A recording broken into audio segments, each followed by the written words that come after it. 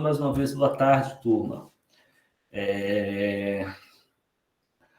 Encerrando, né? Estamos encerrando esse ciclo nosso, juntos, embora pelo que já conversamos, semestre que vem a gente começa alguns. Inclusive, pessoal, no semestre que vem vai ser ministrada a disciplina de mercado de capitais, né? Mais focada no mercado financeiro, que tem a disciplina de economia monetária como pré-requisito. Se vocês tiverem interesse, né? Eu vou ministrar essa disciplina também. Né? Ministrei semestre passado, vou ministrar no ano que vem de novo. E ao que parece, estaremos aí em Parnaíba, né? Não sei se todas serão presenciais, mas algumas disciplinas que a gente vai ministrar serão presenciais. Então, vamos ver como é que será. Nesse final, eu acabei fui deslocando, acho que tem uma coisa nessa última aula, principalmente depois que eu escolhi esse texto do João Sayad para trabalhar com vocês, o outro já estava escolhido, né? O texto do Nakamoto, que, diga-se, não se sabe se o Nakamoto, autor daquele texto, Eduarda, não se sabe se é de fato uma pessoa.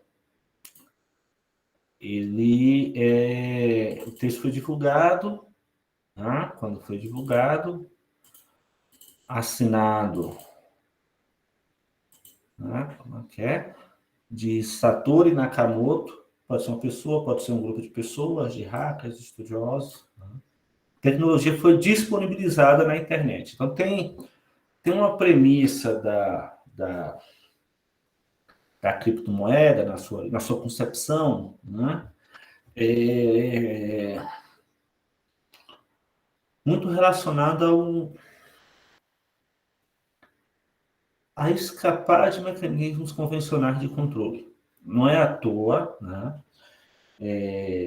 Que entre os chamados ultraliberais, a escola austríaca tem um apego muito grande a este tema das criptomoedas, os tratam como moedas, embora não ver equivocadamente, pelo menos o pessoal da escola austríaca, tá? Não estou debatendo ainda a natureza da criptomoeda, mas a visão desses autores. E tem a ver, Eduardo, com o que você chamou a atenção do texto, né? Além de... quem mais conseguiu ler o texto do Nakamoto? Que é o texto que dá origem ao Bitcoin.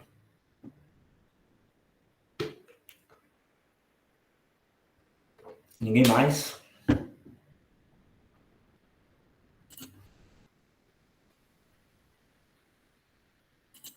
Ninguém, gente.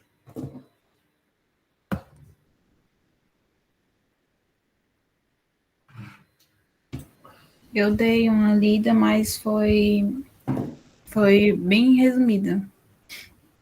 Uhum.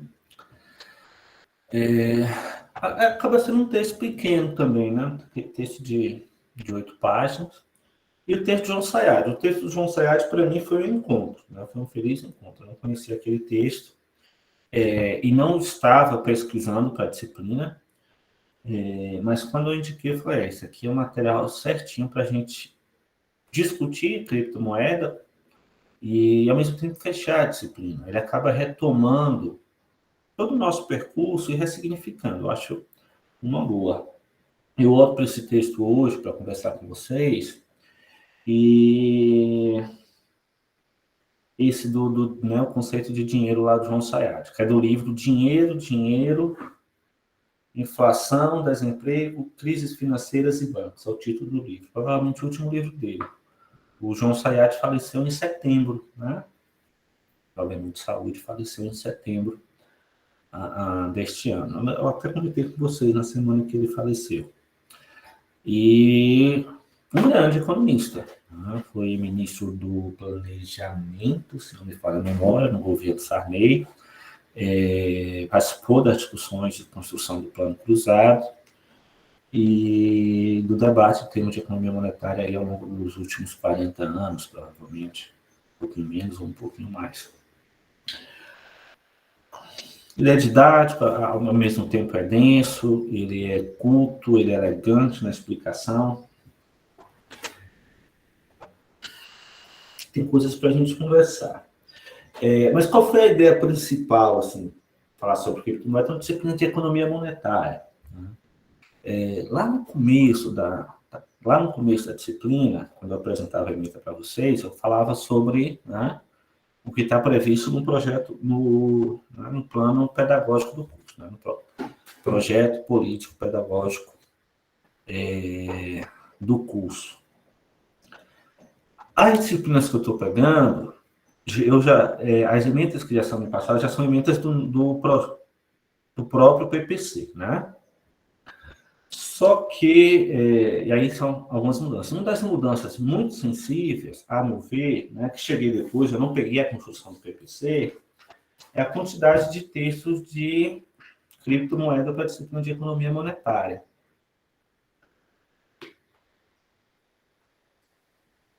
Que ainda não é um tema consolidado para uma disciplina de graduação. Tá? Se a criptomoeda é, de fato, moeda, realiza as funções da moeda, tende a ser, ainda é uma aposta. Do ponto de vista teórico, nem ocupa as principais correntes teóricas dessa preocupação. Como eu falei, são correntes menores e pouco expressivas no debate acadêmico, embora possam ter expressões no mercado, possam ter expressões na internet, mas o debate acadêmico não tem. Tá? Mas, especialmente na disciplina nossa, né, do curso da FDPA, tem um peso relevante. Foi um desafio no semestre passado, né, escolher como trabalhar com ele, e nisso já encontrei mais alguns caminhos. Né? Por isso ele ficou para o final do semestre.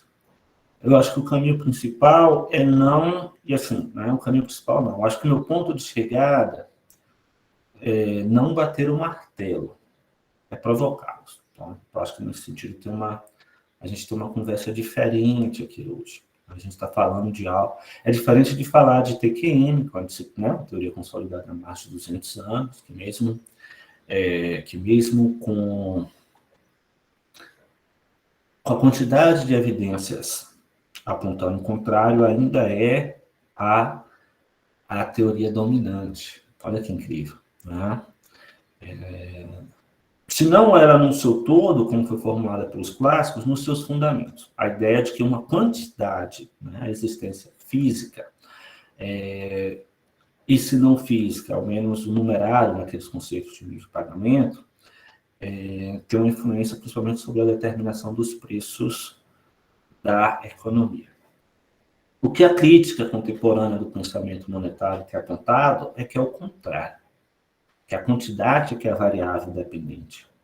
Você podia ter, no caso do Bitcoin, né, que a proposta é até o final deste ano, se não me falha a memória, terem emitidos, né, 21 milhões de unidades de Bitcoins. Como vocês viram no texto do João Sayad, se é 21 milhões, se é 0,21 unidades, se é 21 mil unidades, 210 milhões, pouco importa para o que a gente tem aprendido sobre moeda. Tá? Tem uma relação diferente na qual a gente vai poder conversar. Mas eu acho que é uma questão aberta não só por isso. Eu acho que é uma questão aberta por algo que a gente, como essa é uma disciplina de origem neoclássica, de algo que a gente acaba debatendo muito pouco nessa disciplina, que é a noção de dinheiro. Embora no senso comum, dinheiro e moeda, né, quase se aproximam. Em teoria, não. E em teoria tem algo interessantíssimo. Eu encontrei isso lendo, preparando a aula para vocês. Dois autores relevantes e especialistas em economia monetária, o João Sayad, e o outro, o Fernando Nogueira da Costa, que, né, toda a sua trajetória foi estudando o sistema bancário no Brasil, foi vice-presidente da Caixa Econômica durante o governo Dilma Rousseff, se eu não me engano, Um sentido quase invertido. Eu vou falar desse sentido quase invertido daqui a pouco, para vocês entenderem. Né? Onde é que a noção de dinheiro aparece muito forte? Aparece em autores como Marx, como Schumpeter, Keynes, talvez um pouco menos, mas Keynes, o termo dinheiro, mas Keynes compreendeu a essência do que esses outros autores estavam discutindo. Né?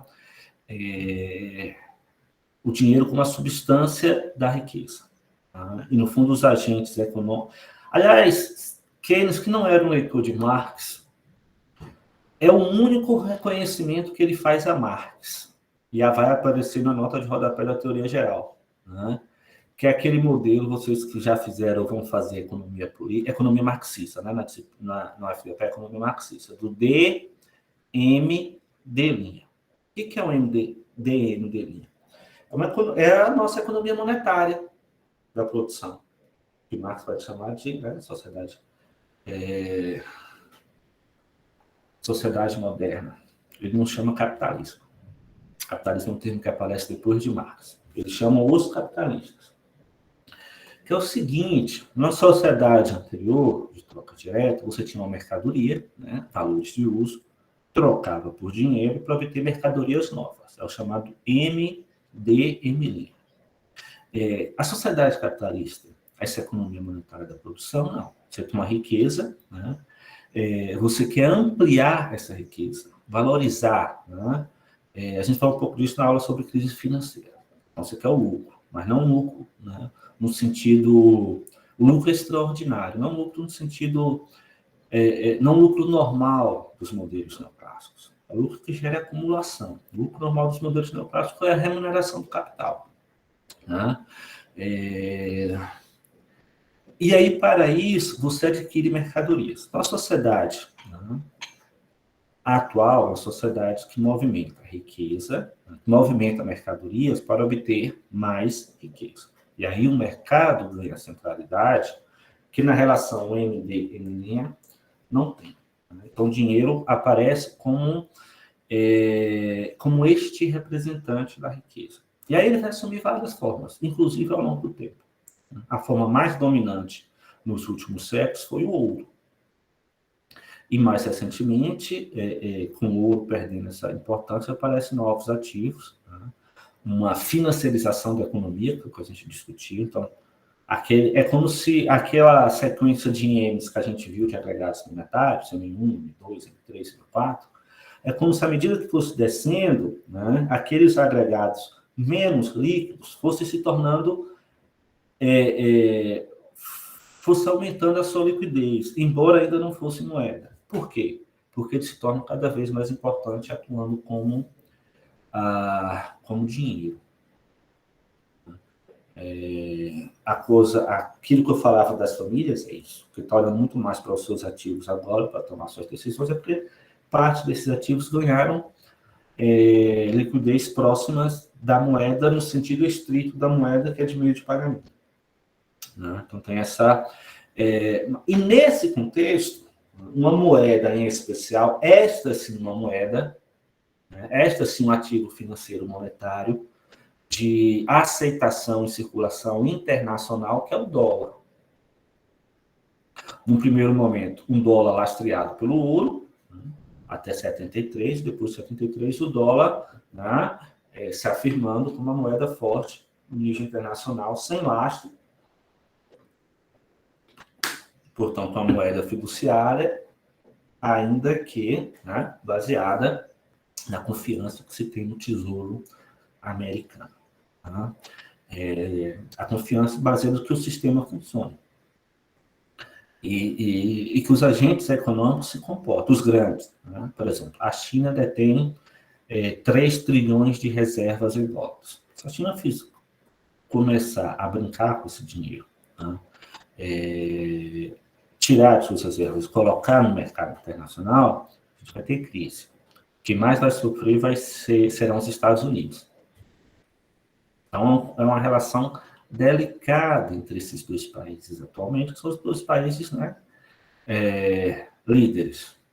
que lideram projetos, de outra maneira, que lideram projetos diferentes em torno de algo que é o dólar, com a moeda fiduciária, assinar de emissão nacional, mas que tem aceitação internacional. O real nunca vai ser isso.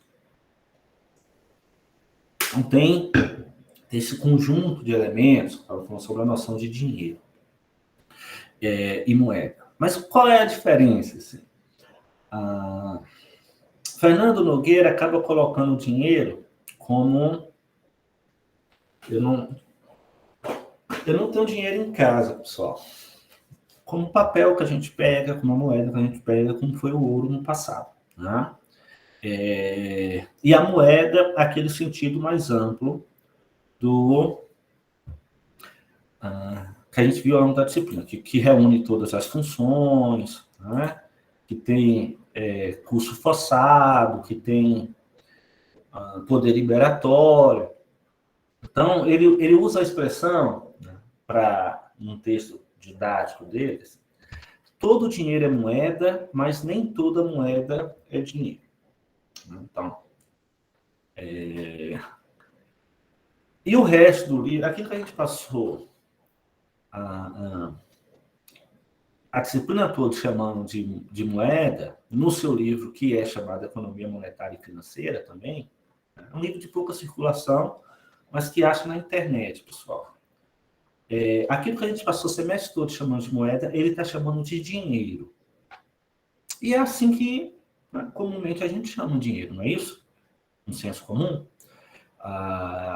Esse que vocês têm aí na carteira é o dinheiro de vocês. Tá? Você tem no banco, é o dinheiro de vocês. Como representação de riqueza, está ok. Né? Como de representação mais líquida da riqueza, está ok também. Então, não é problema essa confusão. O problema é quando a gente vai para níveis mais teóricos, você precisa separar, né, e entender a natureza das coisas. Aí é bem mais difícil. Aí é bem mais complexo. O Jun Sayad, por outro lado, né, no texto que vocês leram, vocês devem ter encontrado isso em algum momento, ele vai dizer que a moeda é a representação material do dinheiro, que é o significado, né, que é a substância do valor. Então, veja, no Nogueira, a moeda tem uma noção mais ampla do que a de dinheiro. No João Sayad, o dinheiro tem uma significação mais ampla do que a moeda. O que a gente faz com isso? Eu realmente não tenho solução para isso. Eu acho que, pelo que eu entendo, os economistas também não têm. Né? Quando a gente faz pesquisa, quando a gente faz teoria, a gente é obrigado a fazer escolhas. É por isso que a tradição filosófica ocidental começa pelos conceitos, pelas definições. Sabem disso? Né? Se a gente vai debater o que é Deus, aqui, né, num debate filosófico, nem estou falando do debate religioso que passa por outro caminho, mas passa por aqui também. Tá?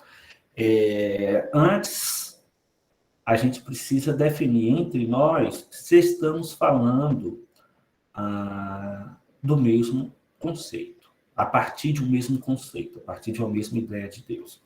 Como a gente sabe que a questão cultural e mesmo a religiosa influencia a nossa concepção do divino, né? Muitos debates, principalmente esses debates de mesa de bar, de jantar de família, sobre a questão religiosa, peca por isso que na tradição filosófica não pode acontecer. Né? Está todo mundo discutindo a partir dos seus pontos de vista, mas para sustentar tem que deixar claro os termos. É por isso que na monografia, pessoal, vocês precisam começar pela revisão de literatura, para deixar claro, né, de onde é que vocês estão falando, de cá para o leitor. Aqui a gente tem um problema, como eu falei, em textos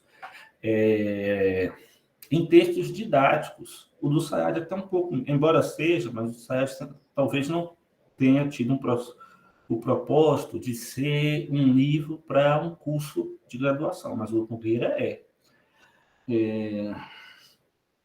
Já o que a gente usou mais, que é o texto mais utilizado no Brasil, que é o do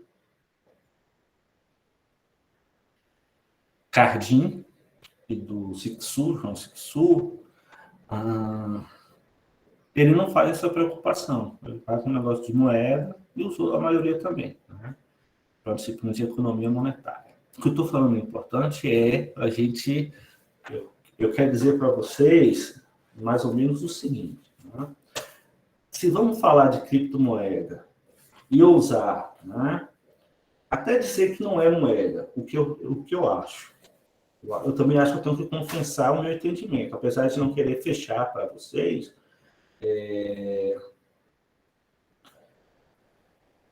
Como eu acho que ela pode vir a ser, como qualquer mercadoria pode vir a ser. Qualquer mercadoria não, desculpa, aqui eu cometi um erro. Né? Um dinheiro é o símbolo, o dinheiro é a substância. Né? Vocês leram com Sayad, o dinheiro é um mito. O mito como é que é a expressão que ele usa?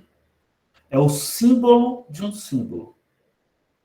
O que é esse símbolo? É a gente olhar para uma determinada coisa, que pode ser o ouro, que pode ser o papel, que pode ser o crédito na conta de vocês, ou que pode ser um criptoativo, e reconhecer que ali tenha valor contido nele, que a gente possa medir as coisas a partir dele, que a gente possa fazer transações a partir dele.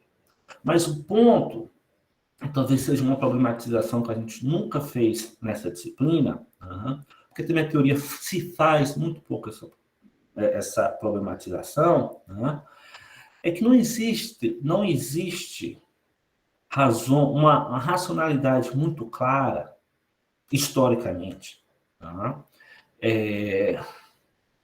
de por que mercadoria, produto, coisa A ou B, um determinado bem, venha, numa determinada época, numa determinada sociedade, venha a se constituir como a moeda, ou como uma moeda daquela região, daquele lugar, daquele país, numa determinada época. Mas, professor, nós estudamos isso lá no começo. Nós falamos que ela tem que ser indestrutível, que ela tem que ser... O que mais que ela tem que ser? Indestrutível, custo baixo de carregamento, facilidade de ser convertida, divisibilidade, transferibilidade. Essa é como uma teoria convencional nos ensina e é o que está nos manuais de textos. Essas características são desejáveis, mas nenhuma delas explica porque foi o ouro e não o nióbio. Em algumas cidades, e aí o João Sayad conta, nesse sentido eu acho ele um expositor elegante, didático, e aí eu assumo que vocês leram o texto. Se não puderam ler ainda, eu faço o convite, porque é um texto muito bom para a formação de vocês. Economistas com essa cultura são raros, pessoal. De usar, de fazer ilustrações das mais diversas possíveis. Aí, quanto o caso da comunidade, aí a antropologia faz muito esse trabalho, que a representação de riqueza era algumas coisas no fundo do mar, que eram imóveis. E naquela sociedade se fazia as transferências, do pedaço daquelas pedras, no fundo do mar, para fazer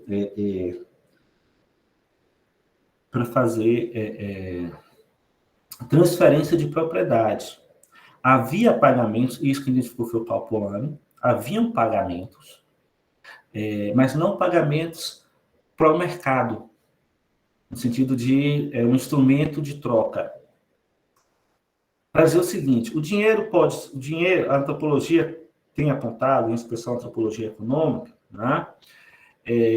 que aquela sequência que a gente fez, que é uma sequência teórica, não é uma sequência histórica. Uma moeda foi se tornando um meio de pagamento, que um determinado bem foi se determinando um meio de pagamento, ou seja, um instrumento de troca universal, e aí, com essas características, e ao pouco ela vai se constituindo como reserva de valor e unidade de conta. Mas essa linearidade não existe concretamente. é possível fazer pagamento sem ser por meio do mercado, em determinadas sociedades, como pagamento de prenda, tá?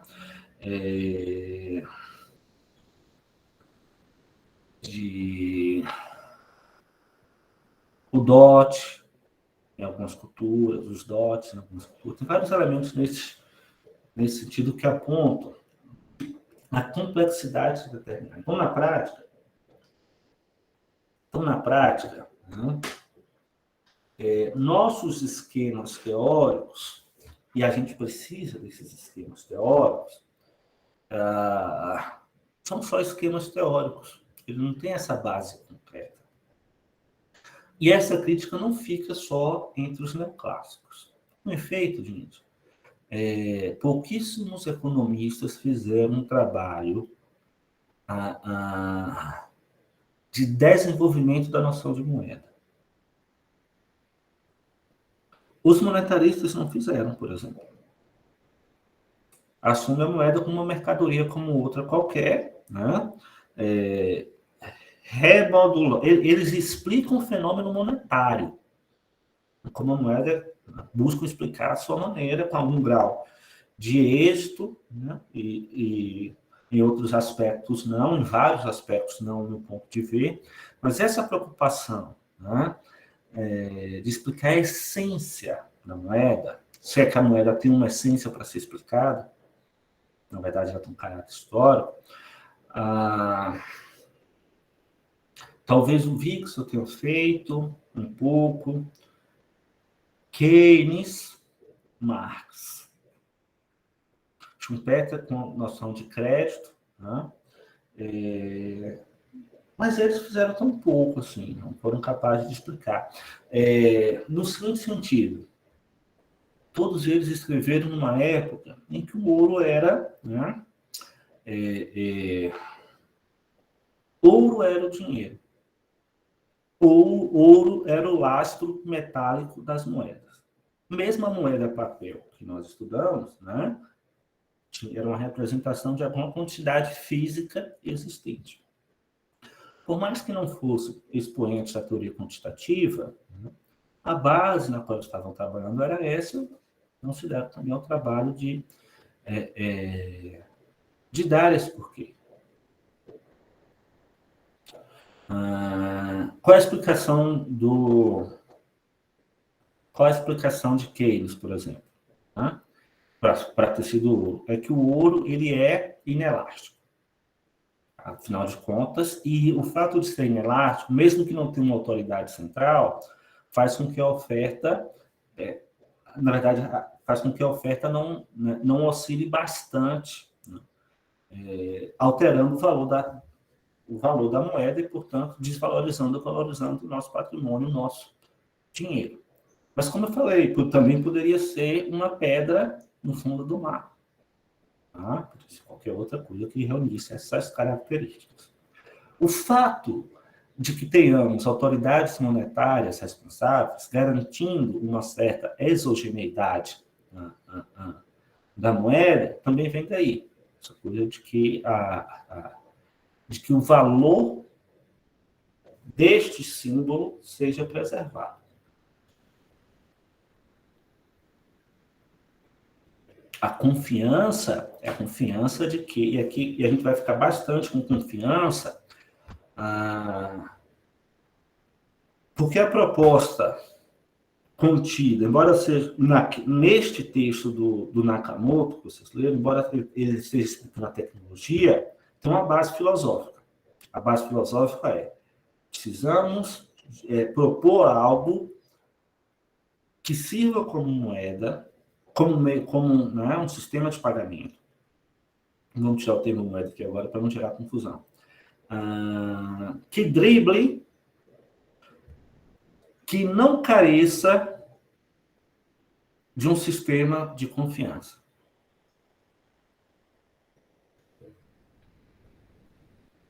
É essa a proposta por trás. Se ele consegue fazer isso, a gente pode discutir, né? E a natureza da tecnologia. Porque se a moeda depende da confiança, o sistema é instável como ele de fato é. A gente tem desemprego, a gente tem inflação, a gente tem deflação, a gente tem crise, exatamente por conta, né, da oscilação dos valores. 2008 é didático para isso. Aquele exemplo que eu dei, você tinha 100 mil na sua carteira, mas como uma parte eram de valores imobiliários, de repente você só tem 30 mil. Porque aqueles papéis perderam o seu valor. Perder o seu valor significa que os agentes econômicos no mercado, né, enxergam aqueles como papéis podres. Muita gente querendo vender, quem queria vender não encontrava compradores e todo mundo correndo de comprar. Perdeu o seu papel. Né? E a possibilidade daquele papel circular, ter liquidez e, portanto, ser portador, ser representativo de parte da sua riqueza, se foi.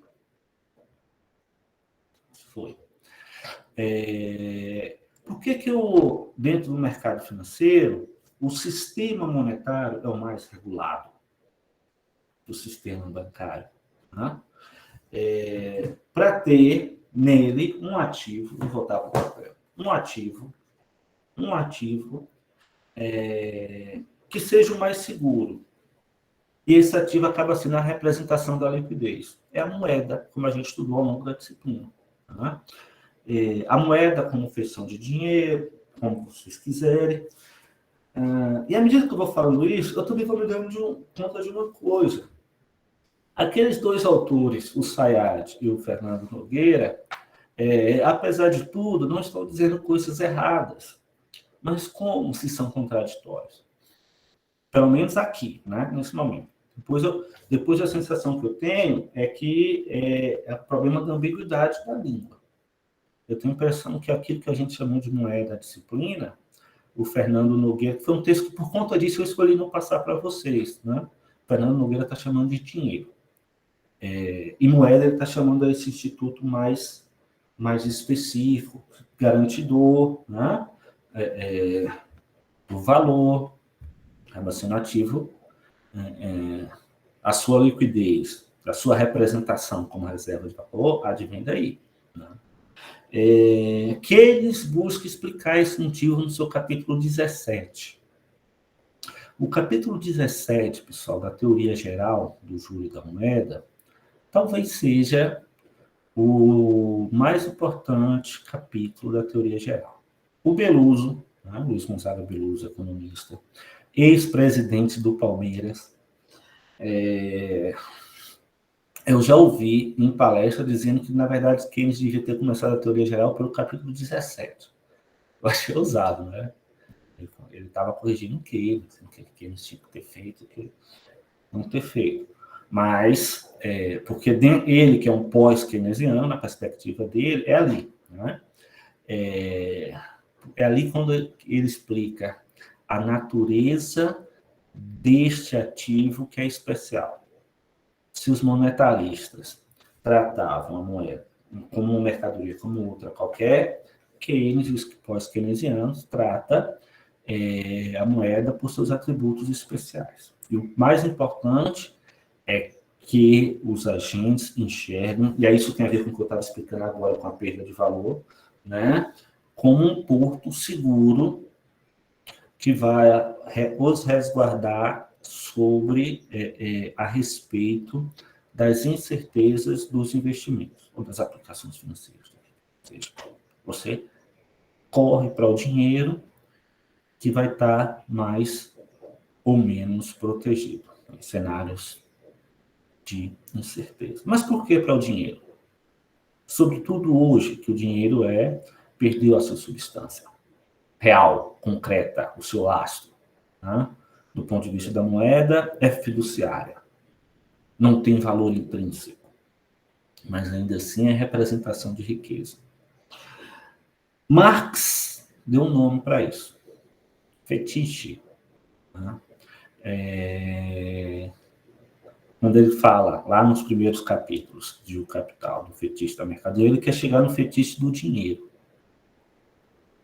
Que isso, uma sociedade produtora de valores de troca, Aí aqui também tem, aqui vale a pena. Alguns autores também acham que Marx não deveria ter começado pela mercadoria.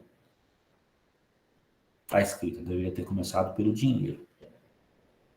Para Marx, a mercadoria também... Mercadoria também é valor, não é isso, gente? Não é valor de troca? Né? Só que uma se universalizou.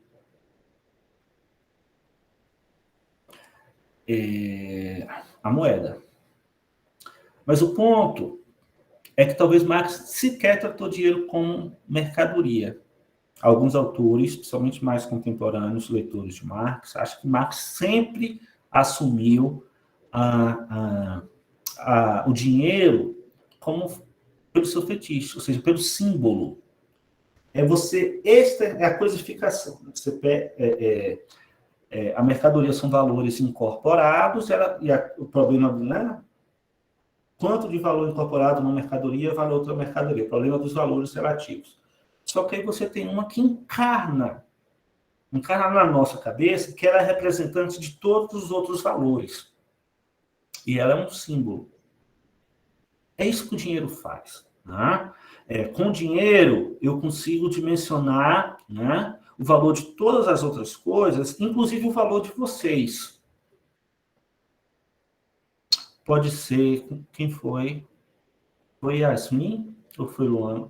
Que eu estava negociando no mercado na aula passada. Pode ser o valor em termos, né, de valor presente. Aquilo que vocês vão render ao longo da vida e eu trazer o valor presente. Pode ser o quanto eu posso comprá-los num suborno, tá? Nas suas ideias ou nos seus serviços.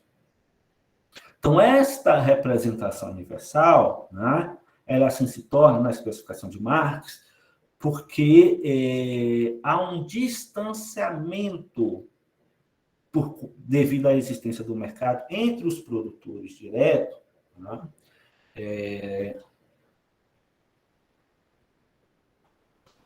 Eu ia falar entre os produtores diretos e os seus consumidores. Mas é o processo da alienação. É melhor... Vou ter que recorrer a outra categoria de difícil explicação. Mas é o seguinte. Olhem para tudo que está ao redor de vocês. Computadores, caneta e tal. Né? Vocês conseguem enxergar todas as relações sociais que estão contidas aí, mesmo aqui, né? Na relação professor-aluno, pelo Estado, universidade pública. Né? Portanto, uma construção diferente da do mercado, mas na sociedade que tem no seu centro das relações o mercado. Não, a gente vê a coisa pronta, cristalizada. Né? E aí, portanto, uma alienação de como se dá o processo. É nesse sentido que eu estou tratando a alienação aqui, né? Como um alheamento. Também não nos interessa, no dia a dia, desvelar esse alheamento. Vocês sobem no avião ou pegam um ônibus numa rodovia, né?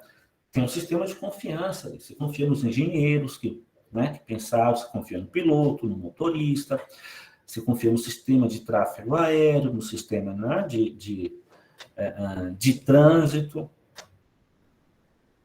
Se você for parar para pensar, né, se todas aquelas coisas estão regulando normalmente, funcionalmente, tal, né, você não faz nada, você está paralisado. Então, esse é um mecanismo, se eu não vou dizer normal, é um mecanismo natural. O ser humano ainda mais vivendo em sociedade. Mas que engendra esses processos. E do fato de engendrá-los é que o dinheiro existe. Essa substância da riqueza. Por que eu estou chamando o tempo todo substância, gente? E vocês não problematizam, tá? Podem problematizar. Porque, no fundo, e a gente caminha para isso, cada vez mais, a gente já alcançou isso, sobretudo em tempos de criptomoeda, né?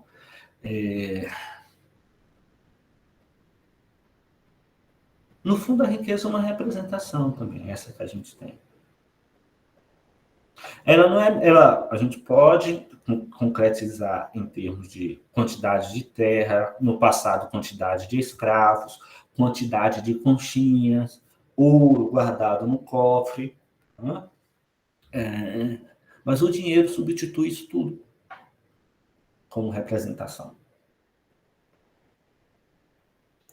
Houve um momento de que da necessidade, ou pelo menos da esperança, da confiança e talvez a ingenuidade de achar que este dinheiro, né, ainda que fosse só dinheiro, só papel, ou nas suas formas modernas, formas digitais e tal, é a representação de alguma coisa real em algum lugar do mundo.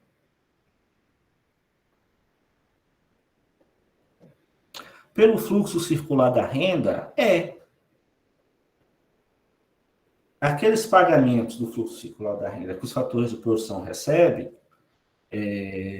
aqueles pagamentos, o salário, os juros, né, os aluguéis, os lucros, eles são equivalentes de produtos feitos no processo produtivo.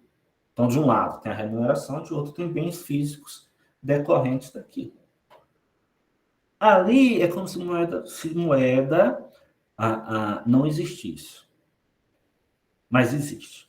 Então, é como se a moeda fosse neutra, não interferisse, não fizesse nenhum, não tivesse nenhum papel que não fosse o parecido com o do sangue. Embora o sangue tenha muito mais funções do que a gente pode, né, do que o senso comum compreende, mas é de fazer as coisas circularem, é um fluido. Dinheiro não é só isso. Pode retirá-lo, você pode colocá-lo, mas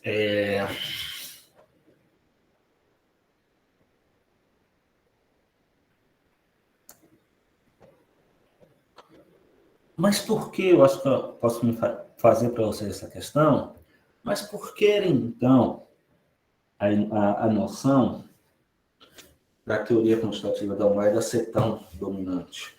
Né? Pelo que ele provoca, eu falava da quantidade de bitcoins, né? Pelo que ele provoca em termos de preços relativos. Então, a gente tem impressos 100 mil, né? 100 milhões de moedas de R$1.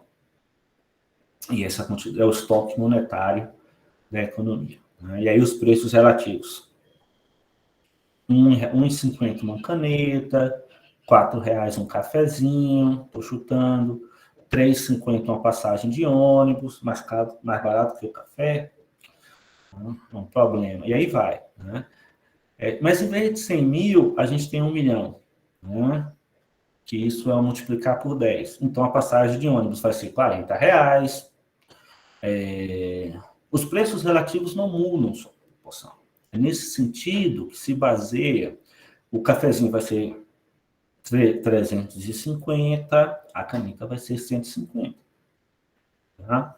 É nesse sentido que se compreende que alterações na quantidade não alteram, vão, né, ter mudanças nos preços. Mas o dinheiro não é só isso.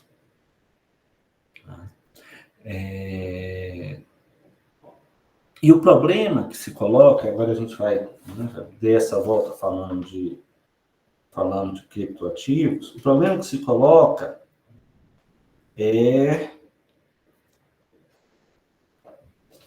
termos um sistema econômico livre, né, das oscilações do valor da moeda. É isso que a teoria quantitativa tenta responder. Quando ela fala que se emitir moedas demais, gera inflação. Inflação é um problema de suscetibilidade às variações no valor da moeda. Inflação é uma desvalorização do valor da moeda. Deflação é ao contrário. Né? Deflação são todos os outros preços relativos das mercadorias diminuindo. As mercadorias estão perdendo seu valor em relação ao valor da moeda. É grave, tão grave quanto. A inflação vem junto com desaceleração da atividade econômica e vários desses aspectos. Então, TQM, Keynes, os monetaristas, os pós-keynesianos, os velhos keynesianos, né, estavam procurando dar uma solução definitiva E alguns chegaram a fazer proposições nesse sentido, de como a moeda deve se comportar, se ela deve ter uma autoridade central. As autoridades centrais não necessariamente são governamentais. O FED, por exemplo, é uma entidade privada. Tá? Claro, como eu falei na aula passada, claro, tem um Congresso americano, existem regras e tal. Aqui, a gente inventou, ano passado, e esse é o primeiro ano, né, um Banco Central autônomo. Besteira, gente. Só com besteiras e consequências gravíssimas. E o engraçado é que o primeiro ano de Banco Central autônomo, e eles não vão cumprir nenhuma das metas do regime de metas, né? A inflação está batendo nas alturas, os juros lá tá bastante engraçado. Mas essa não é a questão, né? A questão é você ter...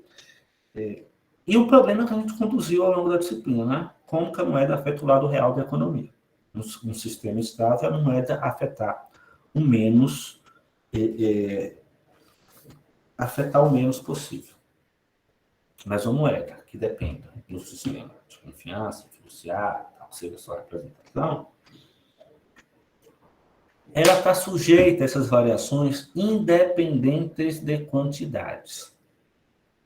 É por isso que o quantitative easing, né, vai tão de encontro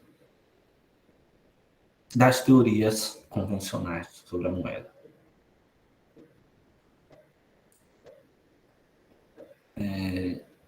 Os resultados do quantitative easing, pelas teorias, não era para ter acontecido, era para ter algum tipo de inflação, né? Afinal de contas, inundou-se o sistema econômico como é. Tá? Qual é a peculiaridade? Talvez o sistema de confiança, os elementos dos agentes, mas o socorro se deu. Eu duvido que alguém do mercado financeiro achasse que o sistema financeiro não devesse ser socorrido naquele momento. Este, aliás, eu acho que é o maior problema da escola austríaca. Eu era aluno de graduação e eu lia, né? Acompanhava. Saiu o dossiê da Associação Keynesiana Brasileira sobre a crise. Dossiê dos marxistas, eu tinha todos. Se eu li tudo, claro que não, né? Convenhamos. Mas também a escola austríaca. E não, eu fiquei assustado, assim, porque era aquele momento que todo mundo, à esquerda, pelo menos que tinha um viés crítico, né, das chamadas, como que é? Heterodoxia economista, tirava sarro dos ortodoxos, porque naquele momento todas as suas convicções estavam indo por terra.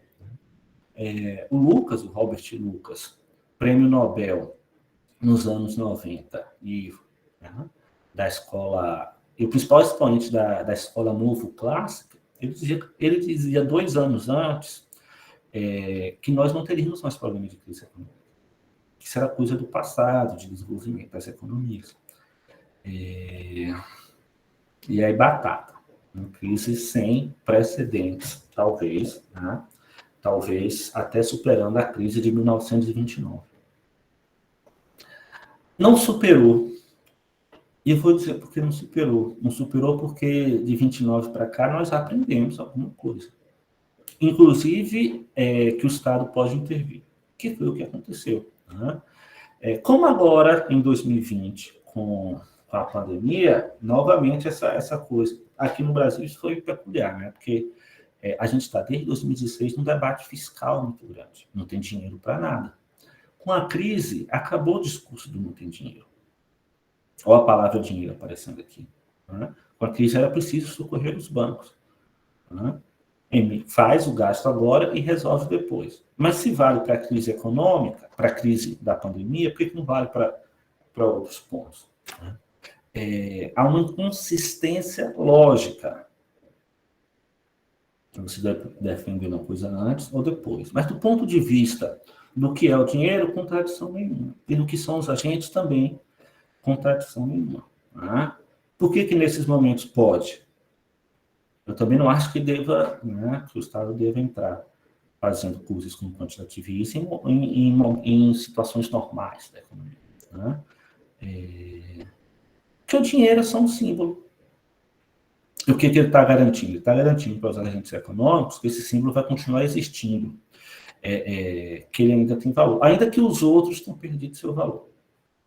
Quando ele injeta, né, aqueles bilhões, caminhando para os trilhões de dólares no sistema financeiro, ele está tirando esses ativos, ele está tirando da carteira, né, dessas instituições financeiras quebradas, aqueles ativos que perderam seu valor.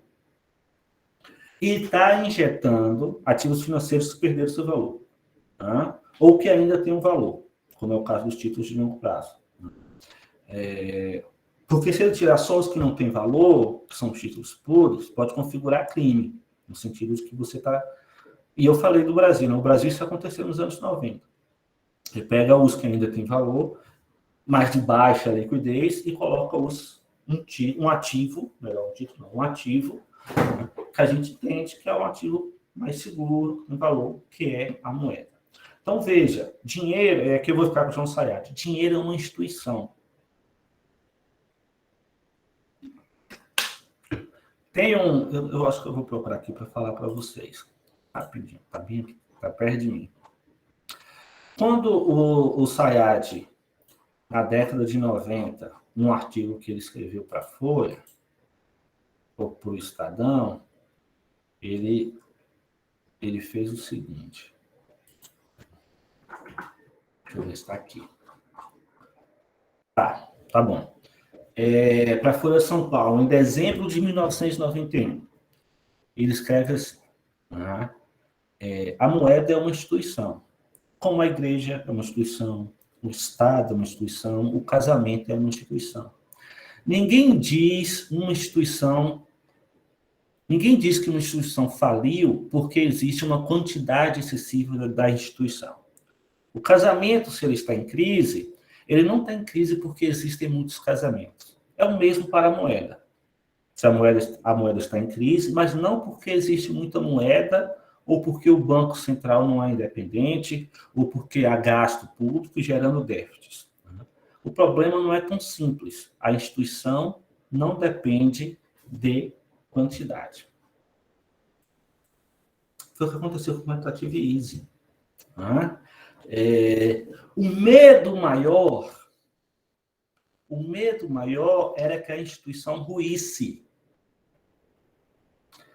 Não foi à toa, eu contei isso para vocês em algum momento, né, que marxistas passaram madrugadas acordados, eu assisti uma palestra do cara dizendo isso, né, acompanhando o Fed, que também passou madrugadas acordados para decidir se socorria o sistema bancário. Tá? Devia ter deixado o Lehman Brothers quebrar, ali foi o limite. Né? Quando quebrou o Lehman Brothers, não deu para segurar mais.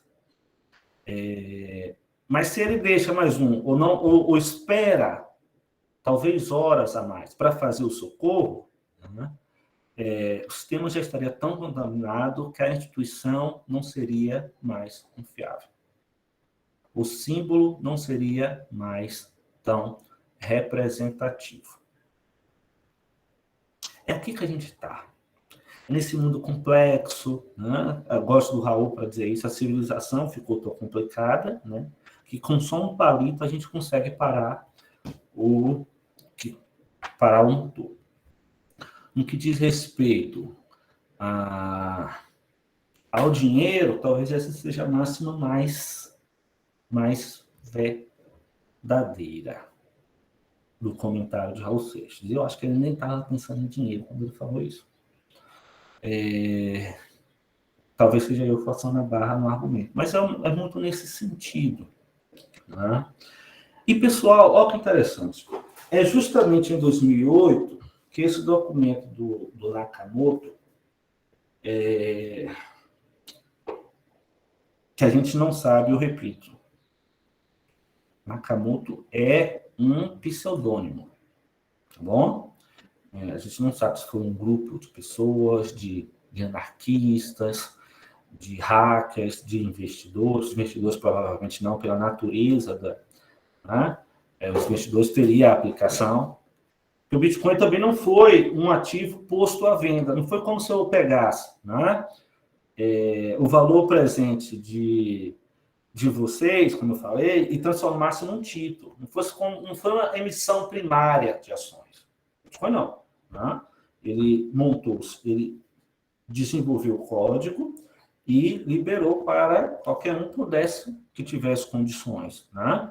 Para minerar o criptoativo, daqui a pouco a gente fala um pouco sobre isso, e ele teria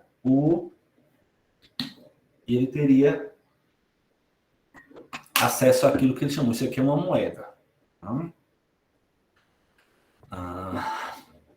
Então, história difícil, mas aparece justamente ali. Então, o sistema monetário e financeiro estava, de fato, em xeque. Claro, né, que tem a premissa de que você está questionando o fato. E aí a escola austríaca faz isso. É por isso que ela também embarca na coisa de que criptomoeda é moeda. A escola, realmente com Hayek, o problema da moeda tem a ver com intervenções de política monetária. É um acerto que se causa aqui, que causa problemas lá. E eu dei uma volta, agora que eu estou me dando conta, eu não contei, né? Eu falei da Associação Keynesiana, foi dos marxistas, o que a escola austríaca escrevia? Não a brasileira, gente, pelo amor de Deus, muito ruim, só lá nos Estados Unidos. Eles achavam que não deveria socorrer ninguém. A noção de crise dele, assim, o Estado, quando entra para salvar uma crise, a origem do FED ali do começo do século XX, para o Hayek, era o que explicava a crise de 29. Porque nos anos 10, né, a Primeira Guerra Mundial, o FED entra socorrendo, isso gera um boom de expansão financeira, de crédito fácil, da confiança de que o Banco Central vai socorrer. Né?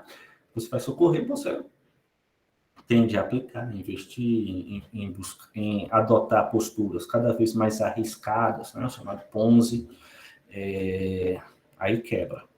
Na próxima quebra, o Estado é tentado, até porque tem uns instrumentos para fazer isso, a fazer de novo, a socorrer de novo.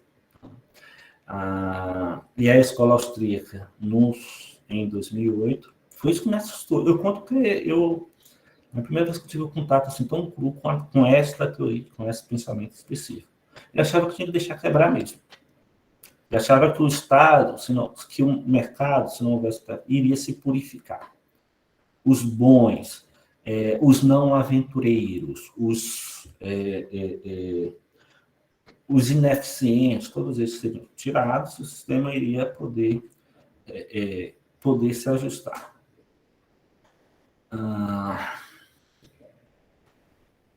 E aí, quando aparece algo que se propõe ser livre da interferência das autoridades monetárias, claro que eles embarcaram. Né? Mas isso não vale só para o governo. Vale para qualquer terceiro, que é o termo que está lá, Eduardo, no texto. Vale para até terceiro confiável. Né? O que a gente tem? PayPal. PayPal é esse terceiro confiável no sistema de pagamentos atual da internet. Ou seja, a gente tem um agente, no caso agente privado, que ele concentra os pagamentos para garantir, né, que aquele valor, que aquela moeda digital, de fato existe. O problema da internet, e é um problema, né, que não existe com a moeda física. A moeda física, o nosso dinheiro, né, que a gente pega na carteira, na hora que eu tiro da carteira e pago a Eduarda, né, transferir a posse. Eu posso tirar a Xerox, né, e pagar a Felipe. Mas aí Felipe vai falar, pelo amor de Deus, né? Que cópia descarada, esse dinheiro aqui é falso. Pode até passar, mas uma hora ele para. Né? O que acontece quando eu duplico a moeda? Primeiro, a fraude, né? E a fraude incomoda, porque é justamente a instituição em risco, ao mito, ao fetiche. Se eu acho que isso aqui, cada um pode fazer, né? Uma dessa aqui, Toda hora eu estou pegando um objeto diferente para ser moeda. Se eu acho que eu posso pegar um desse aqui para ser moeda, né, todo mundo pode, então não fale nada. Acho que só um ruim. Então, esse sistema de pagamento, né, como PayPal, Cash, eu sempre, na hora da aula, eu sempre esqueço os outros nomes. Eles são esses. Você concentra a transferência digital para esse serviço especializado no pagamento da sua compra, que vai para o vendedor. E aí você tem a garantia que o seu dinheiro digital não foi usado, que o dinheiro digital que você recebeu, melhor dizendo, não foi usado para fazer outros pagamentos. Então, esse é um problema recorrente no comércio eletrônico, né, que convencionou se chamar de gasto duplo. É algo similar, como eu falei, à cópia mesmo do dinheiro de papel. Só que no meio digital isso é muito mais fácil de se reproduzir e escondido, né? Pode programar, esconder e tal. Então você tem, se é um arquivo, se é um dinheiro digital, ele é uma programação. Né? Se você altera a programação, você pega esse meio para fazer vários pagamentos. Aí você descobre que o valor não bate. Qual era a garantia? Era ter um terceiro elemento. Então, mesmo sem uma autoridade monetária, uma autoridade central, este problema persiste num sistema monetário que dependa da confiança, qualquer que seja ele.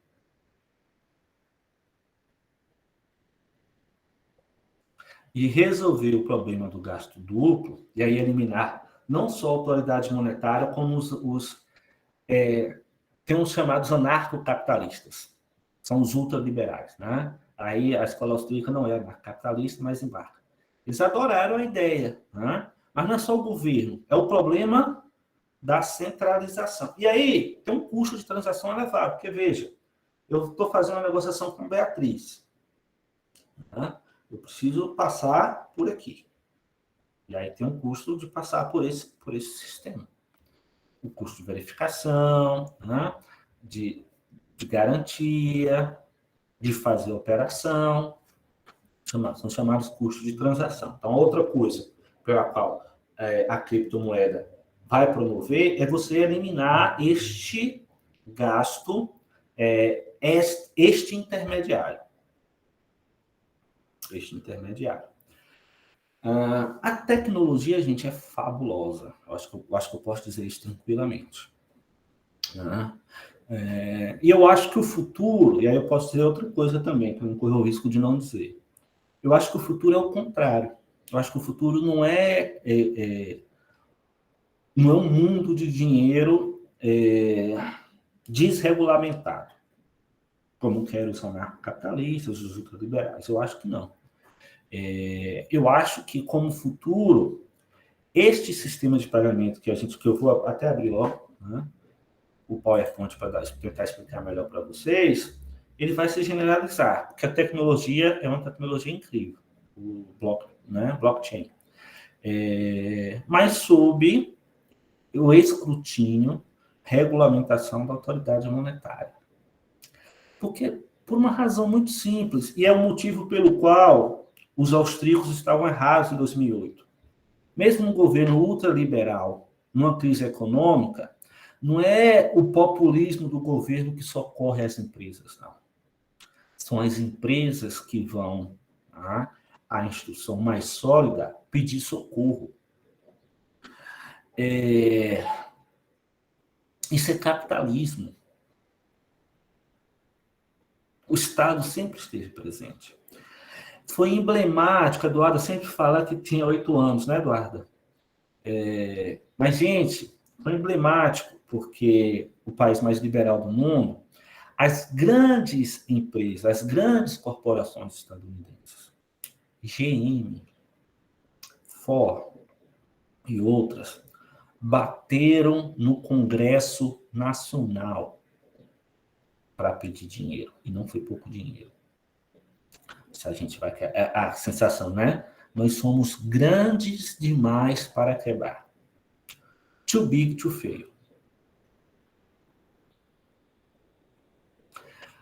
A graça desse debate é que você estava num cenário de devastação. As famílias perderam as suas riquezas, perderam as suas casas. O desemprego foi às alturas. Né? Vão salvar os grandes? Too big, too feio. Né? E se não salvar, o que acontece? Mas eles pegaram um jatinho particular, super caro, para irem a Washington. A repercussão foi extremamente negativa. Né? Porque é isso, o debate é assim, não. O lucro é apropriado privadamente, né? Mas ali estava evidente que os prejuízos são distribuídos socialmente. Né?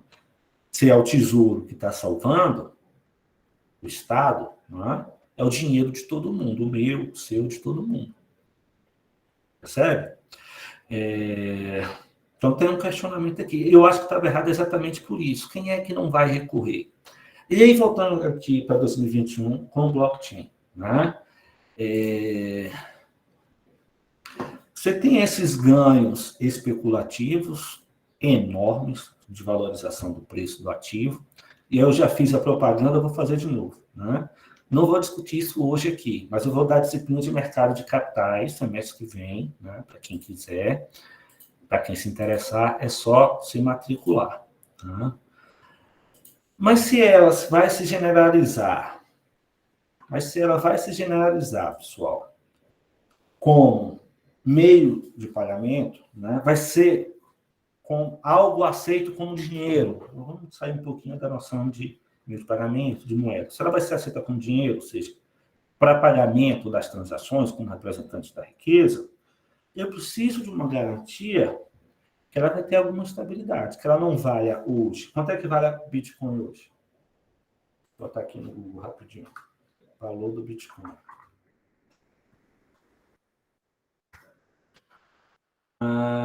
314 mil reais em dólar. Vou botar em dólar. 56.300 dólares. Né? Vou ficar em real mesmo. Isso hoje, 314. Há 2 meses, 327 mil. Uma variação de 13 mil. Né? É uma variação pequena, já variou muito mais. Né? Qual é a estabilidade que você tem da sua riqueza? Qual é a confiança que você tem que você pode comprar hoje? Você vai poder comprar imediatamente quando você precisar dispor daquele ativo. Depois era um ativo diferente dos demais. Os ativos têm um fluxo de pagamentos, de rendimento. Tá? O único ativo que não tem um fluxo de pagamentos, de rendimentos, é a moeda. É nesse sentido que ele fala que ele é uma moeda. Tá? Mas a moeda ela tem um valor garantido, a moeda como a gente conhece, tem um valor garantido, né? Em um sistema de confiança dado pela autoridade emissora da moeda. Não é o caso aqui, até porque o Bitcoin ele é descentralizado. Mas ele tem um teto, né? A proposta é que só vai ser gerada novos Bitcoins, que já deve estar perto, né? Vamos perguntar aqui para o Google de novo, quanto falta para o máximo de Bitcoin?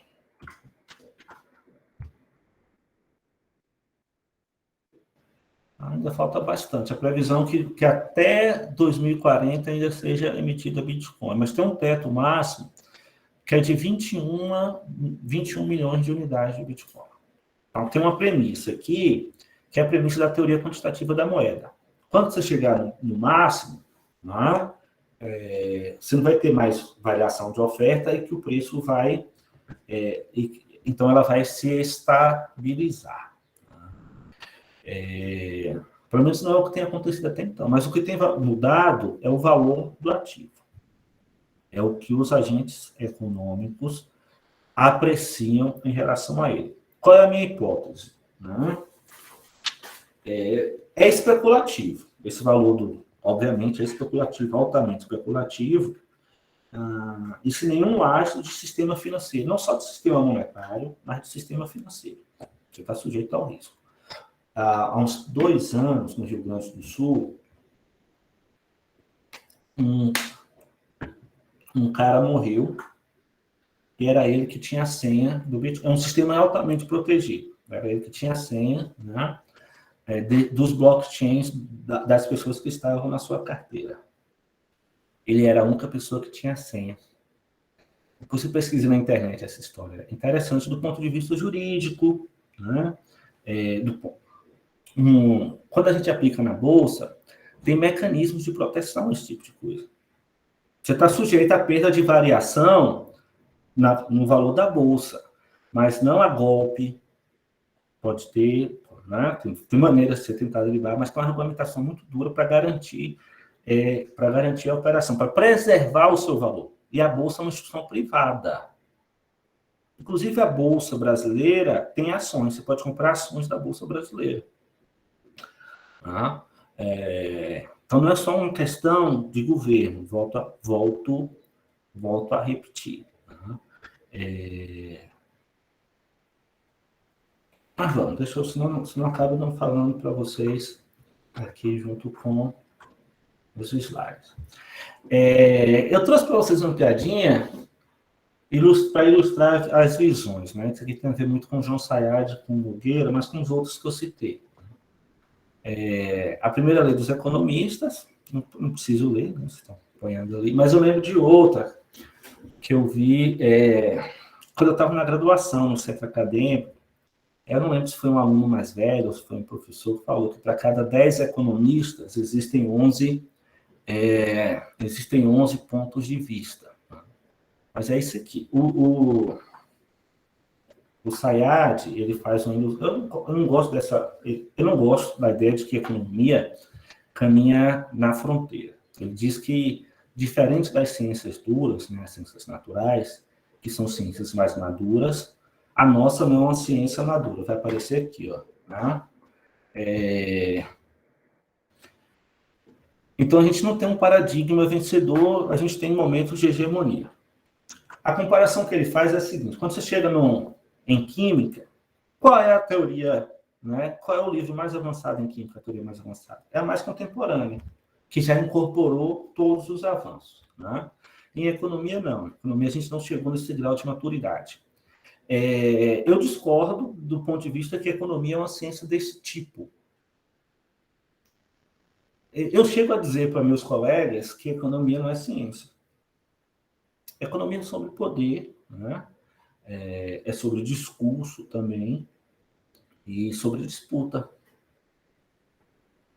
Tem vários autores contemporâneos trazendo isso, além dos que já diziam antes, né? Mas sim, ela não tem um paradigma dominante. Por isso a ideia de é moeda, não é moeda, né? Depende de um consenso. No momento, o consenso é que não é moeda. Entre economistas, não. Você vai achar na internet, você vai achar textos. Os que eu peguei de orientação mais liberal, que defende que criptomoeda é uma moeda, porque ela é usada como pagamento, ela pode ser como unidade de conta, só que eu peguei alguns, nenhum se dá o trabalho de antes dizer o que eles entendem por moeda. Lembra quando eu falava que primeiro quando eu comentei, né, comparei com a discussão filosófica sobre Deus?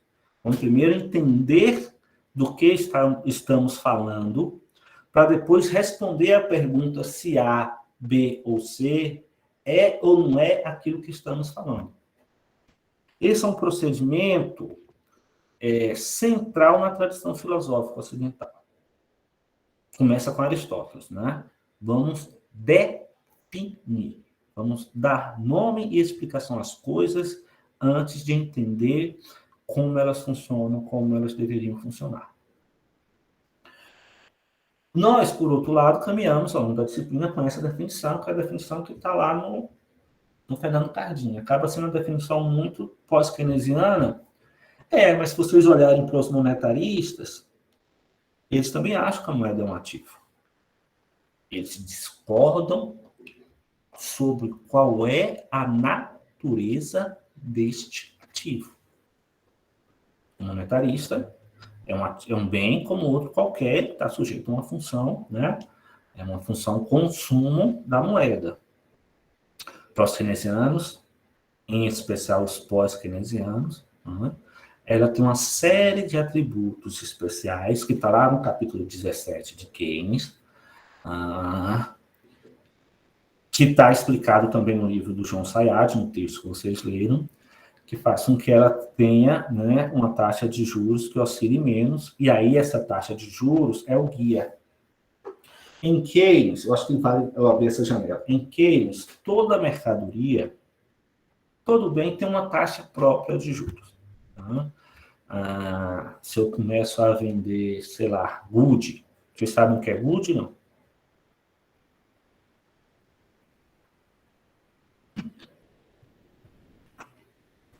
Como é que vocês chamam aquelas bolinhas de vidro bonitas, por isso que a gente brinca de acertar uma bolinha na outra com o dedo? Me digam aí, só para saber se vocês estão me escutando.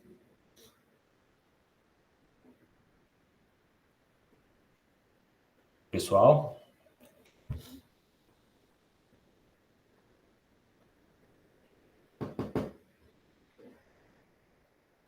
Cadê vocês? Bila, obrigado, Luana, é isso mesmo. Aqui é good, aqui na Bahia é good. Deixa eu escrever. Aqui é assim. É good. Se eu começo a aplicar, né? Eu faço um negócio a preços futuros e preços presentes. É aquilo que ele está lá chamando de preços spot, né? O preço forward é o preço daquilo no futuro. Né? O preço spot é o preço presente. Então, aquela comparação que eu falei do trabalho de vocês. Né? Quanto é que vocês valem no futuro é o preço forward de vocês. Quanto é que vocês valem hoje, eu desconto os rendimentos de vocês, uma taxa de juros, e chego no preço forward. Né? Então, se eu começo a negociar good, eu cedo as minhas bilas, Luana, né? A minha coleção para alguém, com compromisso de que ela me devolva, né, daqui a um determinado período, só que acrescido. Se eu tenho 100 goods, tá? E ele me devolve 110 goods, tem uma taxa interna de juros ali, que é uma taxa de 10%, né? De 10%. Então, toda mercadoria tem isso. E a moeda também. Tá? Por razões que não dá tempo, né, e não cabe explicar aqui, a taxa de juros monetária é a mais estável, né, a menos elástica, e é por isso que é ela a garantia contra as incertezas. Percebe? Não é só uma afirmação de que ele faz uma demonstração lógica de porque ele compreende que a moeda é esse porto seguro. Né? Tem a ver com o fato da sua taxa de juros ser muito mais estável. E aí, se esta é a mais estável, as nossas decisões vão olhar para ela. É por isso que a eficiência marginal do capital, no capítulo 13, né, vai dizer, eu vou investir, vou olhar para esse investimento, ou seja, eu vou produzir, vou contratar trabalhadores, ao longo do tempo eu vou produzir, né? Vou tirar os custos, isso vai me dar uma renda. Eu olho essa renda e trago ao valor presente. Quando eu olho para o valor presente, eu tenho que descontar a taxa de juros, a expectativa de taxa de juros lá, né? Eu olho e falo, se ele for maior do que o valor investido, vale a pena. Se ele for menor, não vale a pena. Qual foi a taxa que ele usou para trazer o valor presente? A taxa monetária de juros. Não foi a taxa de juros da Good. Foi a taxa de juros da moeda, porque é a taxa de juros mais estável. Só compensa se o retorno for maior do que a taxa monetária.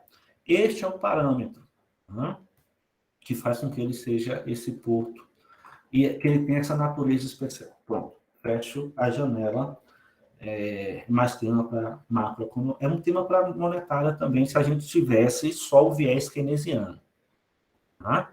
Se a gente fosse só estudar a visão pós-keynesiana da moeda, vocês iam sair daqui craques em capítulo 17. Ou pelo menos saturados de capítulo 17, não iriam querer ver jamais depois na vida de vocês. Tá? Como não é o caso, fica como curiosidade. E vale a pena, gente. É um texto difícil, mas um dos melhores textos da teoria econômica, o capítulo 17 de Keynes. Tá, né? Ainda dentro dessa noção, é um ativo financeiro, então essa é a visão mais abrangente, né? É uma representação, então, do dinheiro. Do ponto de vista do João Sayad, a moeda, como um ativo financeiro monetário, é uma representação material do dinheiro. Mas o dinheiro... Agora, para que seja reconhecido como moeda, as suas funções, né, ele tem que desempenhar ela desempenha aquelas três principais, né? Meio de pagamento, reserva de valor, unidade de conta, ela também vai ter curso forçado e poder liberatório. Tá? Mas que existe uma estrutura normativa. Quais são as regras de emissão? Eu posso fazer em casa? Eu posso minerar na internet? Tá? Quem garante o valor dela? Formalmente.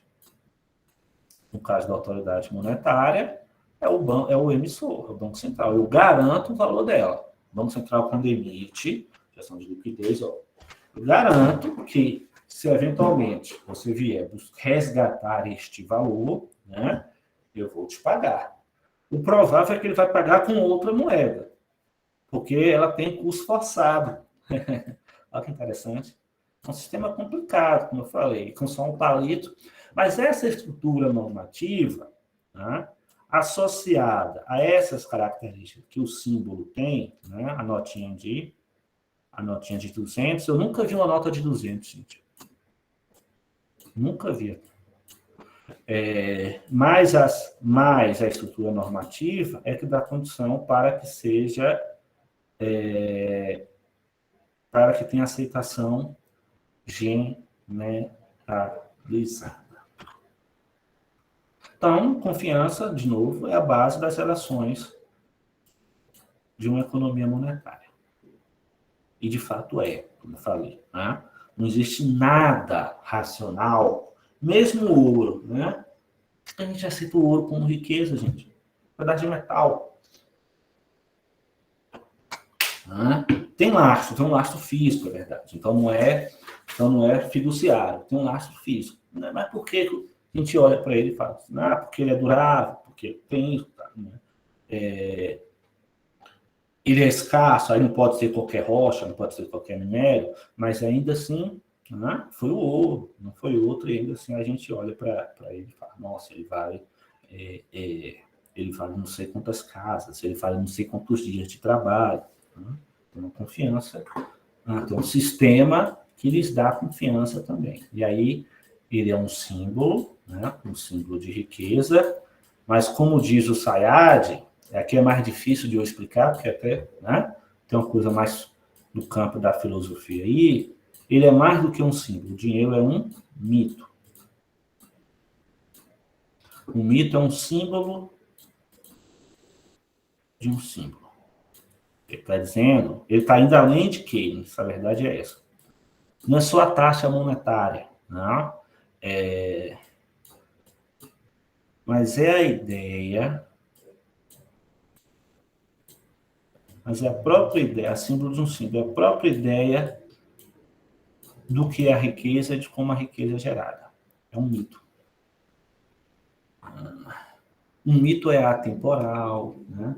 O mito ele não precisa ter uma consistência lógica, histórica. É um mito.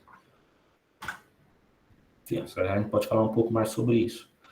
E aí a gente começa a se fazer as perguntas para a criptomoeda, né? Por que os agentes... Primeiro, qual é a confiança? Aí aqui entra o artigo do Nakamoto. A proposta não. A gente está criando algo que não dependa de confiança. Não só a confiança, pessoal. Por isso que eu estou falando de dinheiro. Isso aqui é Nakamoto, tá? Não vou parar.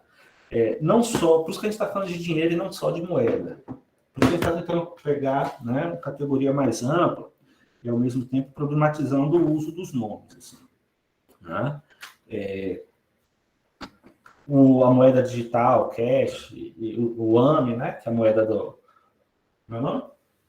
das americanas, PayPal e todos eles, eles também têm um sistema de confiança baseado no que no texto do Nakamoto está chamado, né, de terceiro excluído. É alguém que não está participando da transação, mas está garantindo a segurança, né, a segurança daquela transação.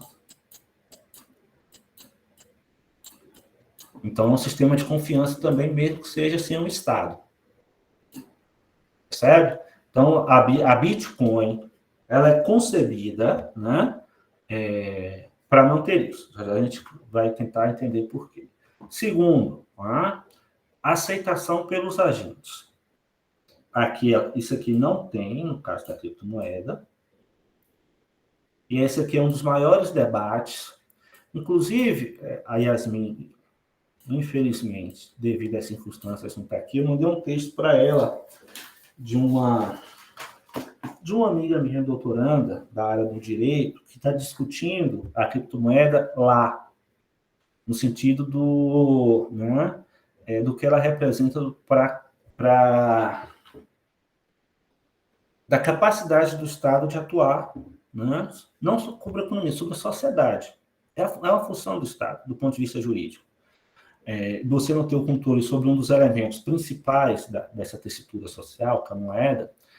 Mas, como eu falei, e eu disse isso para essa minha amiga, ela me consultou sobre o texto antes de, né, de publicar lá naquele site, Juiz.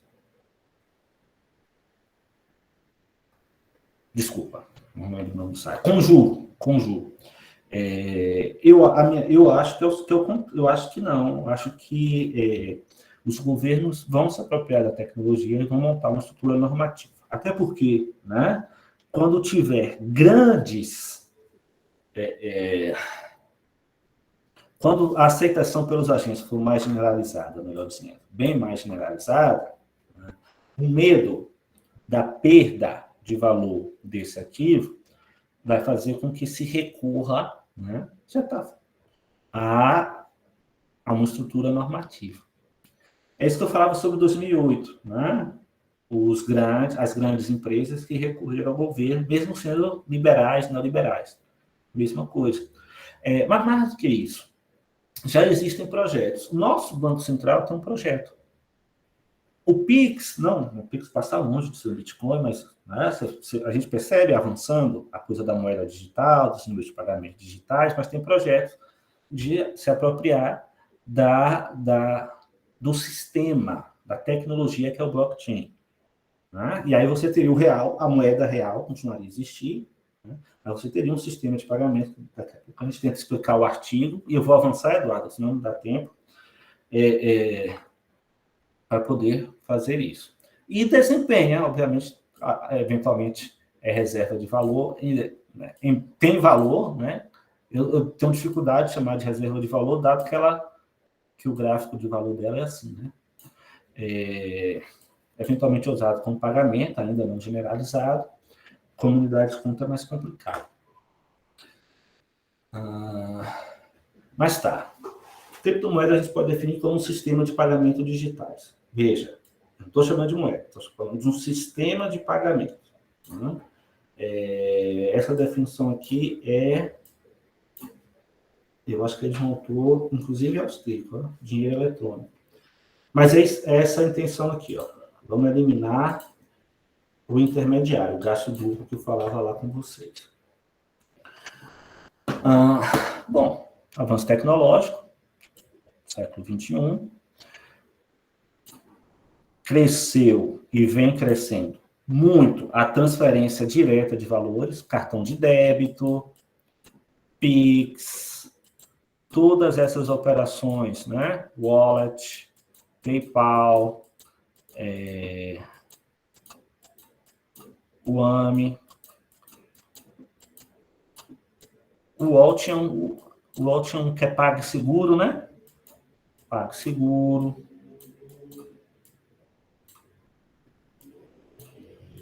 PagSeguro. E trocentos. Na verdade, o Pix, de uma certa maneira, ó, O Pix não, o Bitcoin é concorrente disso aqui tudo. Quem está aqui? Os bancos, né? Quem está aqui? Os bancos. Quem está aqui? As outras instituições financeiras, outros operadores. Esse aqui mesmo é do grupo UOL. Esse aqui é das Americanas. Esses dois aqui eu nem sei. Tá? Mas aí você elimina, reduz custo de transação, né? Mas aí tem um problema da confiança. O que a gente está se referindo ali é esse clássico serviço, que, como eu falava lá no início da disciplina, é o serviço né, que sem o qual não teríamos economia capitalista, é o que garante a circulação da moeda, serviço de intermediação financeira. Tá? Esse serviço, dentro de um sistema bancário, sistema monetário, sistema financeiro, garante a confiança. Qual é o problema para o Nakamoto diz isso no texto? Né? Para grandes valores, ok. Né? Mas para transações, eu chego no mercado, eu quero comprar 5 pães. Aqui em minha cidade tem muito disso, né? Vou passar no cartão, aí a pessoa cobra R$5 a mais, R$3 a mais, que não pode, mas cobra. É por isso, tem um custo de transação envolvido para usar o serviço de intermediação, que sair o dinheiro da minha conta e entrar na conta do padeiro, do dono da mercearia. Logo, esse serviço, do ponto de vista do comércio eletrônico, não é viável para pequenos valores. Aqui são grandes, não é viável para pequenos valores. 5 pães. Tá? A ideia, e isso se tornou engraçado, a ideia é que, né, o Bitcoin faça isso. Aí, assim, gente, ó, uma unidade de Bitcoin vale lá para os 340 mil, né? Mas aí você vai pagar com uma fração. Porque o Bitcoin é um livro-razão. Vai pagar com uma fração. Com 0,000 você vai pagar os 5 pães, se a mercearia aceitar Bitcoin também. Depende disso. Então, depende de generalizar, o que não é o caso ainda. Né? Mas, se os agentes estão comprando, eles estão apostando que em algum momento vai ser generalizado. Então, tem um pouco de aposta. Qual que é a solução tecnológica? Eliminar o intermediário. Aí aqui eu acho que é um marketing de quem está divulgando. Ele está chamando de moeda eletrônica. Há, segundo Fernando Nogueira da Costa, uma confusão entre o que é dinheiro e o que é moeda. Né? Ele acha que pode atuar como dinheiro, né? Mas para ser moeda tem todas aquelas regrinhas, inclusive um sistema, né? Uma estrutura normativa e tal, para lhe dar poder liberatório, custo forçado, mas eu acho que há um marketing, quando no artigo eles falam, isso aqui é uma moeda eletrônica. Vamos lá. Né? O que está por trás, e é o engraçado, é a tecnologia do funcionamento. E é por isso, Eduardo, era aqui que eu queria chegar. É por isso, mas eu não entendi, eu também não entendi do texto até hoje. Boa parte. Né? Porque não é um texto que fala sobre moeda. É um texto que explicita a programação de um blockchain, uma cadeia de blocos, né, onde essas operações vão acontecer. E aí eu lanço esse desafio. Quer pesquisar sobre criptomoeda na internet? Preste atenção se a pessoa que está discutindo, ela sabe o que é moeda ou se ela só está falando da tecnologia. É quase sempre da tecnologia. É uma tecnologia que não evita fraude. É tudo isso mesmo. Ela evita fraude, ela permite pagamento, ela evita o serviço intermediário, mas essa é a tecnologia. Tá? O fato de que ela seja transacionada e, portanto, tenha valor, é suficiente para dizer que uma moeda, no sentido que a gente estudou, tá? Aí é só para vocês pensarem, como falei. Mas o que é essa tecnologia? É um livro-razão, gente. O que é um livro-razão? Aqui, ó, as contas T da contabilidade, onde tem de um lado débito e crédito. Né? Se eu faço um pagamento, eu comprei os 5 pães, então na minha carteira, né, tem uma conta específica, eu não vou explicar esse funcionamento para vocês, né? Vai debitar um pedacinho do meu Bitcoin, vai creditar um pedacinho do meu Bitcoin, tá? E aí vai debitar esse pedacinho na conta do padeiro. E isso vai ficar registrado, criptografado e pouco sujeito a fraudes. Está pouco sujeito a fraudes, porque como aparece lá no texto, ele fala, ué, como é que não está sujeito a fraudes se não tem regulação? Né? É porque como é descentralizada, achei a palavra, né? Tem muitos nós honestos. E como são blocos de programação, o volume de pessoas gerando, validando essas transações é muito maior do que o volume de pessoas que está tentando fraudar. Né? Aí, como esse volume é maior, gera cadeias de blocos mais longas e é aquela que vai ser validada. Né? Até hoje, de fato, nunca foi fraudado. Pelo menos é o que eu vejo de debate. Assim, tá? Se ele vai conseguir manter, até porque necessita de uma capacidade computacional muito grande para fraudar esses, esses livros-razão. Então, Bitcoin, o blockchain é um livro-razão. É como se a gente chegasse no contador, né, e abrisse o livro-razão e fosse fazendo essas operações. Debitou aqui, creditou aqui. Então, aquilo que creditou na minha conta não pode mais estar na minha conta. Eu não posso usar para pagar outra coisa. Com dinheiro físico, isso é óbvio, né? Se eu paguei Eduarda, o dinheiro está com a Eduarda. Eu não consigo, só se eu tirar cheques, como eu falei. No dinheiro digital, que não tem, né? Que não tem. Que não tem esse povo aqui, o livro Razão não pode ser fraudado. Eu não posso chegar lá, aquela piada do contador, né? Quanto é 2 mais 2? Você quer que dá quanto? Aqui não pode acontecer. É o que garante, é o que substitui a confiança, né? É a criptografia, é esse sistema de cadeia de bloco do Bitcoin. Então, essa é a primeira coisa da tecnologia.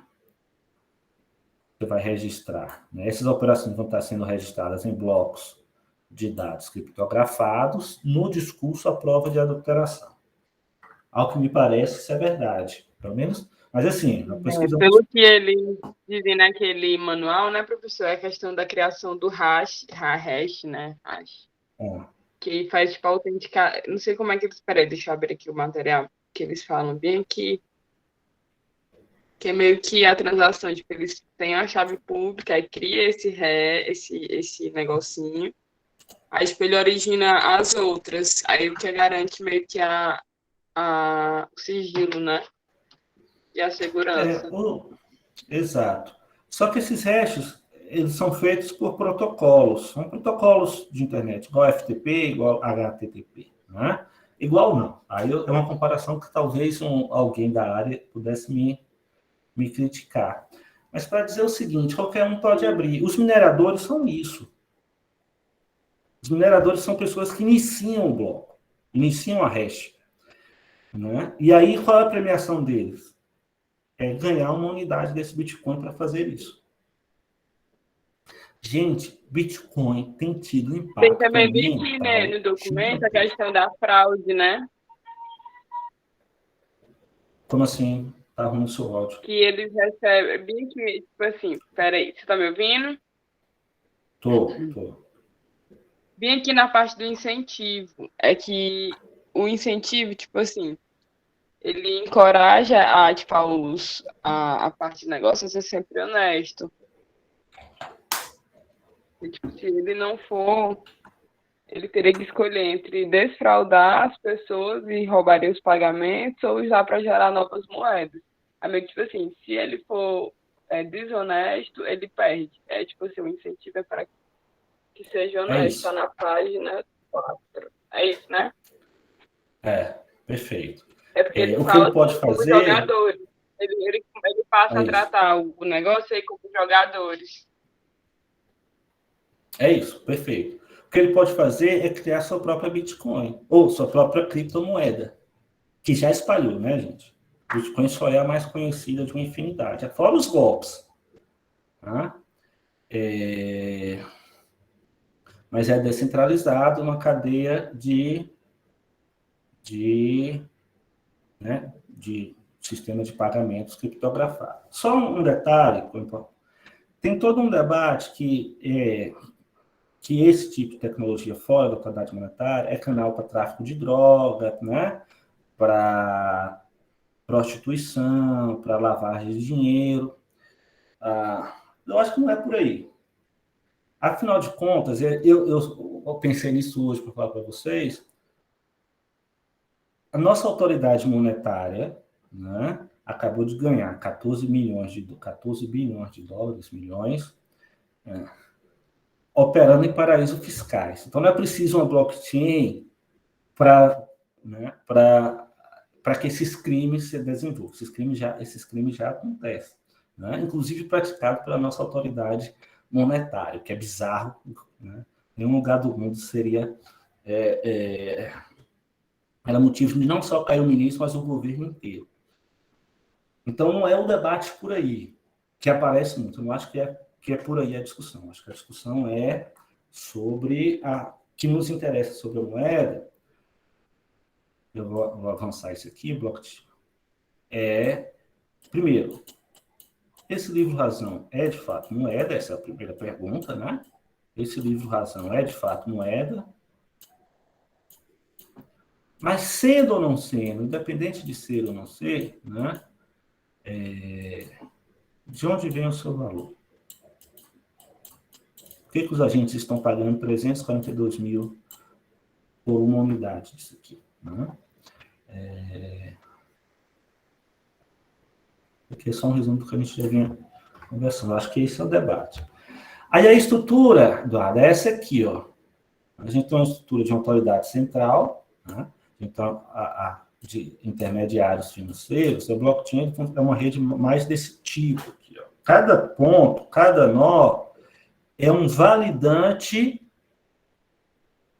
das operações. Então, quando a gente faz aquela operação que eu estava falando para vocês, né? De débito e crédito, né? O próximo que receber, né? Ele vai olhar para o livro razão e vai olhar qual é a transação mais antiga dessa cadeia deste blockchain, para saber se não teve gasto duplo. E aí é isso que substitui a confiança. Não tem nós centralizados, como este, ou como estes, validando isso. Então, a negociação entre este e este daqui, né, tem uma validação aqui. Entre qualquer um desses aqui, tem uma validação aqui. Aqui não. Aqui é peer-to-peer, né? Validação de ponto a ponto. A minha negociação contigo, registrada num livro criptografado, eu tenho uma senha, né? Eu abro a senha, leio o livro razão. Eu nunca vi um blockchain, não sei como é esse livro razão, mas eu observo que, né, foi registrado uma saída daqui para cá. Pronto.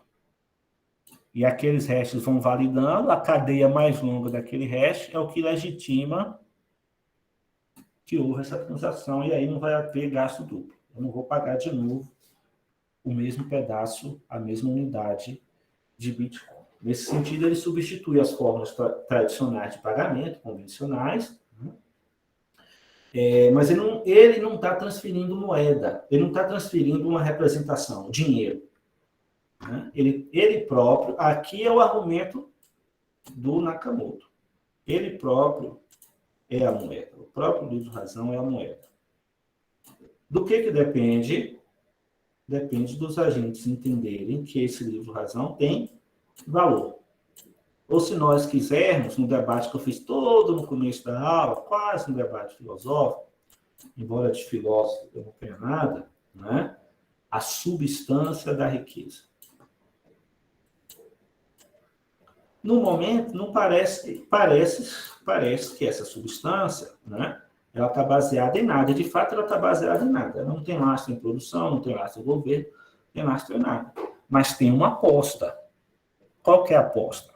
A aposta de que cada vez mais os agentes econômicos vão aceitar aquele criptoativo específico, e como você sabe, tem uma variedade, né, como meio de pagamento. Esta é uma visão mais idílica, no sentido, né, que a sociedade vai estar se comportando desse jeito. Uma visão mais pragmática é o seguinte: na verdade, a maior parte, os grandes operadores de Bitcoin, nem está achando que isso vai acontecer, mas eles estão especulando. O que importa é que algumas pessoas achem e que, ao achar, tenha demanda.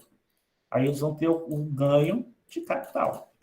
Mas está acontecendo agora. Né? É o que explica esses valores exorbitantes do Bitcoin. Não é essa coisa idílica de que o Bitcoin vai ter aquele valor tal. Não, é o pessoal jogando duro, especulando e fazendo o valor e as alturas, e depois cair bastante de novo, depois ir às alturas de novo. Deixa eu ver o que eu tenho aqui. Aqui é uma discussão que eu já trouxe para vocês, como eu falei, né? A minha expectativa é outra. A minha expectativa, pelo que eu já tenho visto de debate, como eu falei, né? Tem projetos, os bancos centrais do mundo todo, né? Tentem a incorporar a tecnologia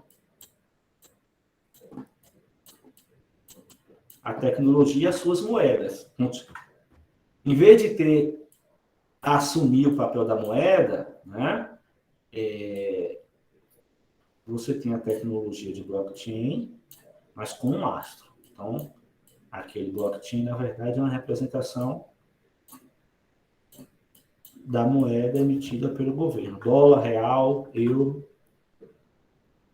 E falta pouco para isso acontecer. Né?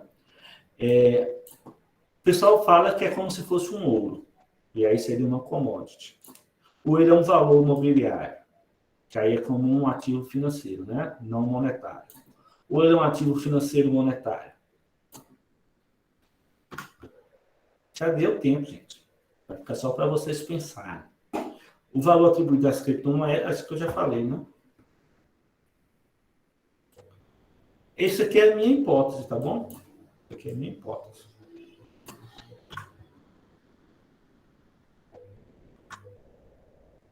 E é isso. Descartar. Beleza, pessoal?